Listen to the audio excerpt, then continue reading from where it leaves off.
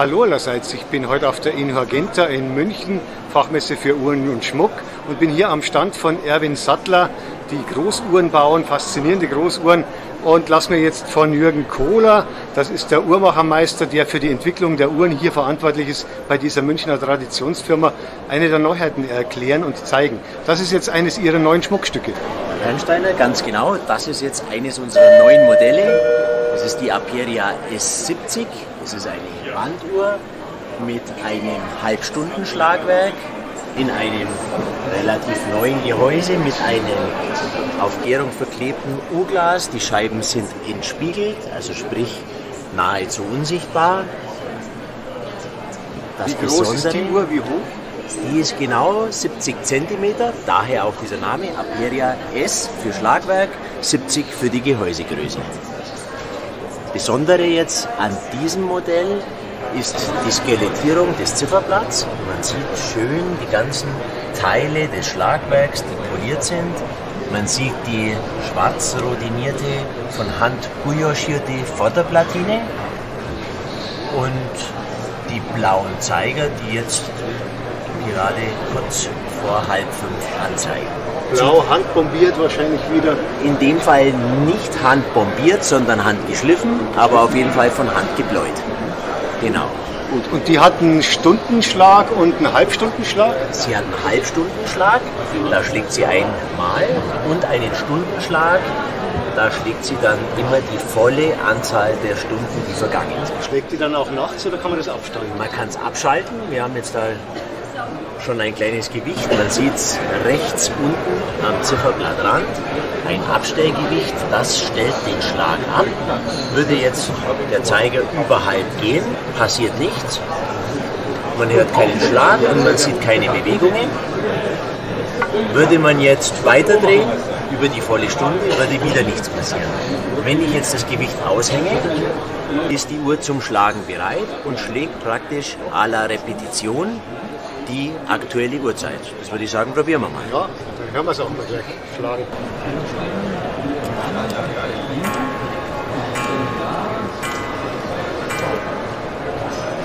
Das waren jetzt 4 Schläge für 4 Uhr die vergangene Uhrzeit. Das skelettierte Ziffernblatt kommt dann hier eben auch schön zur Geltung mit dem Stundenschlag. Das ist eine wunderschöne Sache. Das ist jetzt eine Ihrer Neuheiten. Was muss man denn dafür ausgeben, wenn man diese schöne Uhr haben will? Diese Uhr hat einen Preis von 12.200 €. Das muss man dann dafür anlegen, dass man eines von 99 Exemplaren erwirbt. Die ist limitiert auf 99 Stück. Hier haben wir jetzt in dem Fall die Nummer 4 von 99. Gut, dieses kleine Abstellgewichtchen kann man dann auch noch schön verstauen. Im Sockel der Uhr ist ein Geheimfach versteckt. Zum einen ist da der Aufzugsschlüssel, zum anderen ein kleines Fach für diesen Aufzugs. Man kann dann die Uhr wieder schließen und es ist unsichtbar. So, das war jetzt die Aperia S70. Hier daneben ist ein Wandskulpturobjekt, wo ich jetzt eigentlich hier sehe, die Uhr ist relativ klein und dann ist noch daneben ein Thermometer und hier noch ein Hygrometer und ein Barometer und das Ganze irgendwie mit dem Spiegel, man sieht sich selber auch. Das ist aber jetzt sicher doch nicht nur das an Uhr, sondern sicher irgendwo ein bisschen mehr, so wie ich Erwin Sattler kenne. Ganz genau, da sind natürlich noch einige Sachen im Hintergrund. Und zwar handelt es hier um eine Neuheit, das ist der sogenannte Rotalis 24, ein Uhrenbeweger für 24 automatische Armbanduhren. Und damit wir auch ein bisschen Sicherheit haben, gibt es natürlich dieses entspiegelte Glas, das, wenn man es hinterleuchtet, die Schätzchen freigibt. Man sieht so 24 Uhrenbeweger und mit einem Fingerabdruckscanner kann man das ganze Objekt dann auch öffnen und man kommt so wunderschön an seine mechanischen Armbanduhren. 24 Stück und die bewegen sich alle im Gleichtakt oder wie läuft das dann, wenn sie sich bewegen? Oder wie oft muss man die Uhr eigentlich bewegen, wenn man sie im Uhrenbeweger hat? Jeder einzelne Uhrenbeweger ist separat programmierbar, also sprich jedem Uhrenbeweger steht ein Motor zur Verfügung und das ganze Ensemble kann man mit dem Handy oder mit einem Tablet, mit einer App dann quasi steuern. Mit einer Art App genau steuern über WLAN und kann jedes Segment separat programmieren. Es ist eine Datenbank dabei, wo man dann seine Armbanduhren findet, kann dann übertragen, welche Drehrichtung, welche Drehzahl. Können wir da mal welche drehen lassen wenigstens? Momentan dreht sich ja gar nichts. Momentan haben sie den Ruhemodus, das ist jetzt natürlich ein Show-Modus aktuell. Wir müssen jetzt eventuell ein bisschen warten, dann fangen sie zum Drehen an. Wie bestellt.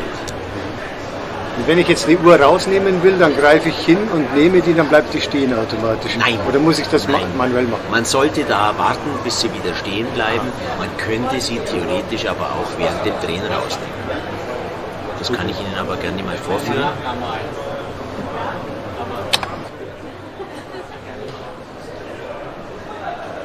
Was eben dann für die Liebhaber, die mehr als nur 1, 2 oder 3 Automatik-Armbanduhren haben, es gibt ja schon ein paar Liebhaber, die anscheinend einen Uhrenbeweger in der Größenordnung haben wollen, wie hier diesen Rotalis. Da jetzt die ganz, ganz vorsichtige Frage, das schaut ja dann doch nochmal ein bisschen teurer aus als jetzt hier bei der Aperia S70. Ich fürchte, da werden wir dann irgendwie sehr weit in den fünfstelligen Bereich gehen. Das ist richtig, da sind wir natürlich in einer ganz anderen Preisregion. Da sind wir jetzt bei 89.900 Euro. Gut, jetzt sagt man natürlich ehrfürchtig, in der Preisregion, das kann ich mir überhaupt nicht leisten und das werden sich viele andere auch nicht leisten können. Erwin Sattler ist für mich dann damit gestorben und unerschwinglich. Aber ich glaube, Sie haben ja auch in einem anderen Preissegment auch ein paar schöne Sachen.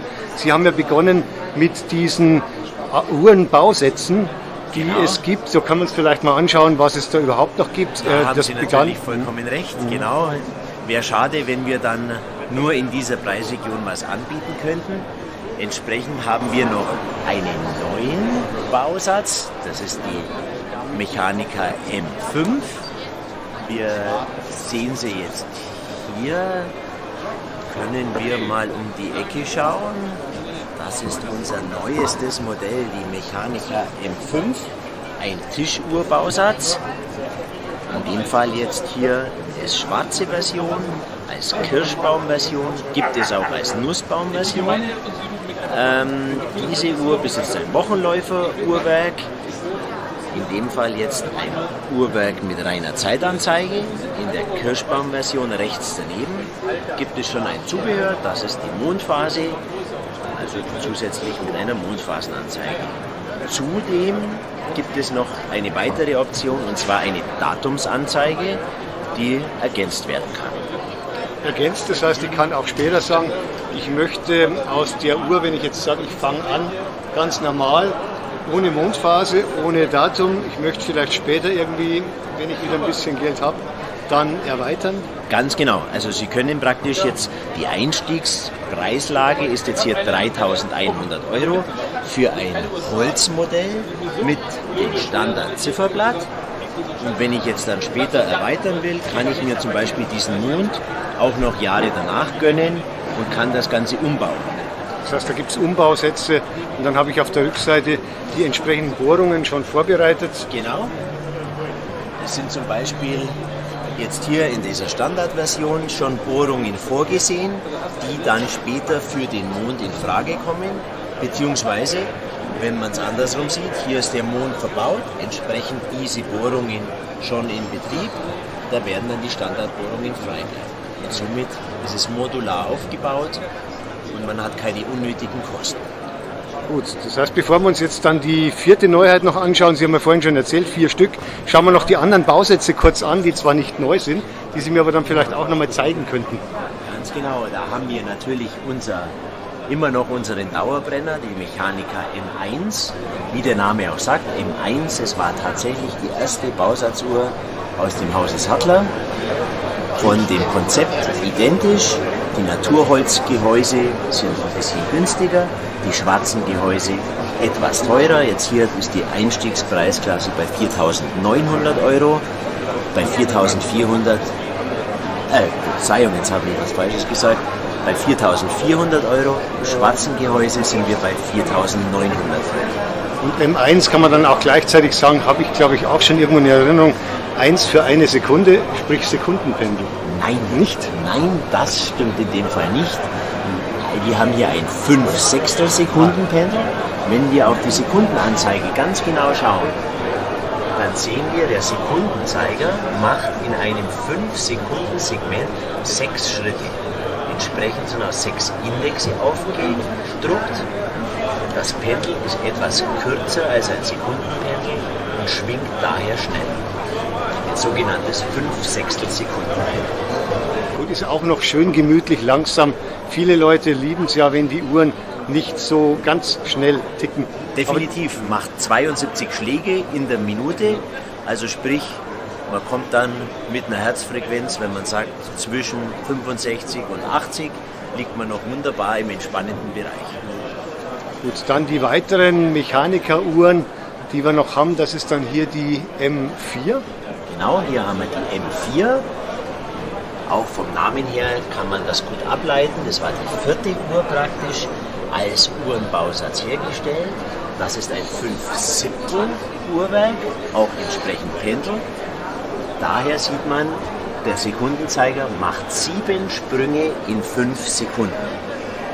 Logische Schlussfolgerung, das Pendel ist noch kürzer, die Uhr ist etwas kompakter und passt so auch in Räumlichkeiten, die nicht so viel Platz bieten. Die Physik kann man halt doch nicht überlisten. Ganz genau, absolut richtig. Wichtig zu wissen, alle diese Uhren sind Präzisionspendeluhren, haben immer schon ein temperaturkompensiertes Inmarpendel und sind absolut auf Genauigkeit getrimmt. Wie genau ungefähr pro Monat? Bei der M1 haben wir eine Genauigkeit von 4 bis 5 Sekunden. Bei der M4 müssen wir ein bisschen zurückgehen, weil es auch kein Monatsläufer ist, wie jetzt in dem Fall, sondern nur ein 2-Wochenläufer. Und weil das Pendel ein bisschen kürzer ist, da sagen wir um die 7, 8 Sekunden. 2 Wochenläufer für einen Laien, alle 14 Tage einmal aufziehen. Exakt. Gut, die dritte Mechaniker, die es noch gibt, ist dann noch die M3. Die M3, das ist noch das aktuelle Modell. Das wiederum ist ein Sekundenpendel. Also die tickt dann tatsächlich im Sekundentakt. Der Sekundenzeiger springt einmal pro Sekunde. Entsprechend ist das ganze Gehäuse ein bisschen länger. Kann man sich ungefähr auf diese Dimension vorstellen. Daher habe ich das in Erinnerung, dass es genau. Sekundenpendel war. Richtig, genau. Das war das Sekundenpendel. Die ist auch noch im Programm, haben wir jetzt leider hier auf der Messe nicht dabei. Und die M2, die es mal gab, als Tischuhr ist ersetzt worden durch die M5, Exakt. die wir uns vorhin angeschaut haben. Die ist ausgelaufen, da haben wir nichts mehr. Die ist komplett ausverkauft. Jetzt aber noch zur 4. Neuheit. Sie haben gesagt, 4 Neuheiten haben Sie Genau. heuer auf der Messe am Stand. Da entführe ich Sie noch in die Welt der Sattler Armbanduhren. Da können wir ums Eck gehen. Und zwar haben wir hier in der Mitte, sie leuchtet schon in wunderschönem warmen Farbton, unsere Time Commander Bronze. Das ist eine Armbanduhr, wie der Name auch sagt, eben im Bronzegehäuse mit einem polierten Titanboden, einem silbernen Zifferblatt, gebläuten polierten Stahlzeigern und dann natürlich als Besonderheit, sie ist limitiert auf 50 Stück. Also es gibt da nur 50 Stück und danach ist diese Serie beendet. Also ganz exklusiv und edel, dann wahrscheinlich auch exklusiv teuer. Nein, da muss ich Sie enttäuschen. Da sind wir bei 2.450 €. Ich denke, das ist durchaus ein attraktiver Preis für so eine Uhr in so einer kleinen Stückzahl. Das ist durchaus eine schöne Einstiegspreisklasse. Sie fertigen ja alle Ihre Uhren in Gräfelfing bei München, Genau. entwickeln die dort. Die Werke sind meistens dann eben auch irgendwo historische Werke. Teilweise habe ich auch schon gehört, bei der letzten Uhr, die Sie gemacht haben, Genau. da haben Sie ein ganz altes Uhr. Das können Sie vielleicht noch mal kurz erzählen. Genau, in diesem Zusammenhang haben wir ein altes Minerva-Uhrwerk komplett umgearbeitet, skelettiert, gouachiert, graviert, mit einem verschraubten Chaton ausgestattet, mit Schwanenhals-Feinregulierung ausgestattet. Die findet dann Platz in einem Goldgehäuse natürlich, ganz adäquat. Haben wir jetzt leider hier auch nicht am Stand, ist auch limitiert, war ein Jubiläumsmodell auf 60 Stück limitiert und gibt es nach wie vor noch einige Stück. Da sind wir allerdings bei einem Preis knapp über 40.000 €. Ist doch wieder etwas teurer. Nachdem ich es jetzt noch im Hintergrund sehe, diese wunderschöne Uhr, das ist zwar keine Neuheit, aber die schauen wir uns jetzt auch nochmal genau an, die hier wirklich mit der Mondphase als Anzeige herausragt und auch mit einem skelettierten Werk, das man sieht. Opus Perpetual, 60 Stück limitiert steht auf dem Zettel. Exakt, genau. Auch ein Jubiläumsmodell von 2018, anlässlich des 60-jährigen Firmenjubiläums, haben wir da 60 Stück aufgelegt. Besonderheit an diesen Jubiläumsmodellen sind die 6 Brillanten im Zifferblatt, jedes für 10 Jahre stehend, und da signalisiert man gleich, ja, dass es sich um ein Jubiläumsmodell handelt. Besonderheit natürlich das Uhrwerk, ein ewiger Kalender, gepaart mit einer ewigen Mondphasenanzeige, gepaart mit einer Zentralsekunde, was für eine Großuhr schon eine Besonderheit ist.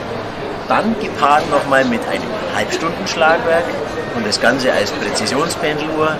Im Prinzip ist das genau unser Prunkstück, für den Uhrmacher eigentlich ein Zungenschnalzer. Gut, auch da dann der Vollständigkeit halber schon nochmal die bescheidene Frage, was kostet denn die Opus Perpetual, wenn man die sich leisten wollen würde? Der Opus Perpetual, da sind wir bei 118.000 €. Wie hoch ist die? 1,20 Meter, 1,30 Meter rum ungefähr? In dieser Dimension, exakt. Ist ein Sekundenpendel, von dem her ist man da immer 1,20, 1,30. Und ewiger Kalender heißt, wie oft muss ich sie stellen? Natürlich muss ich sie regelmäßig aufziehen. Genau, man muss sie im 4-Wochen-Rhythmus aufziehen. Der Kalender, wenn einmal ausgerichtet und einmal eingestellt, dann muss man ihn nach 100 Jahren wieder stellen. Er berücksichtigt natürlich auch die Februartage und die Schaltjahre. Erst dann, wenn dieses Schaltjahr nicht mehr eintritt, was alle 100 Jahre der Fall ist, dann muss man Hand anlegen und den manuell den Kalender nachstellen. Gut, dann bedanke ich mich hier für die Führung durch den Messestand auf der Inhorgenta hier und wünsche Ihnen noch viel Erfolg. Vielen Dank für den Besuch und Ihnen noch einen schönen weiteren Messerundgang.